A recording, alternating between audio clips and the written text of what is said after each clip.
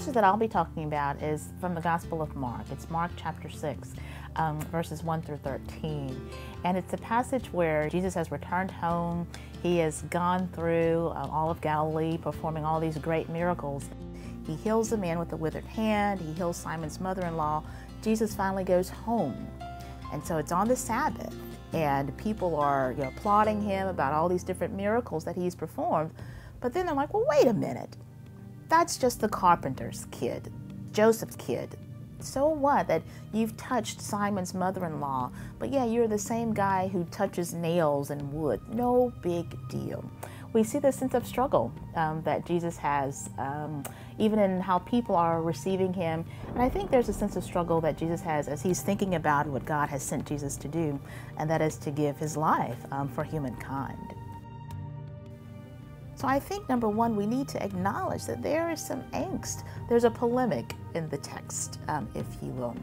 I think, number two, we also have to acknowledge that Jesus didn't let the tension stop him. He realized and he recalled, well, wait a minute, this is what I was called to do. I was called to sacrifice my life.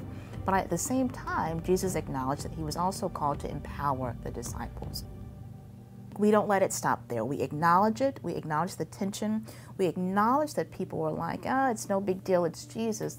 But at the same time, we take courage, or we find a sense of hope in the fact that he wanted to pay it forward, to pay the work, to pay the ministry forward.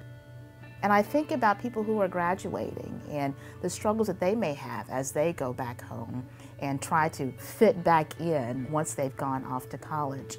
So there's a sense of pride that many graduates perhaps are feeling because of their accomplishments, but many may also feel this sense of apprehension, trying to find themselves and trying to discern who they really are and discern next steps.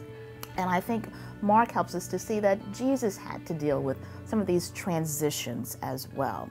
As Jesus heard people commenting about him, it grieved him.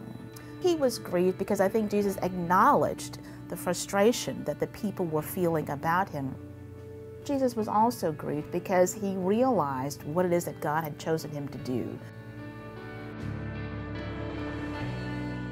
The text does say that he did begin to empower the disciples so that they would go out and heal and minister and share and do the works that he had done. Perhaps the word for us is to go and encourage someone else. Perhaps that is our way of sharing and ministering and continuing the work, that we acknowledge the pain and we acknowledge the anguish, but yet we don't let it stop us from being who God has called us to be.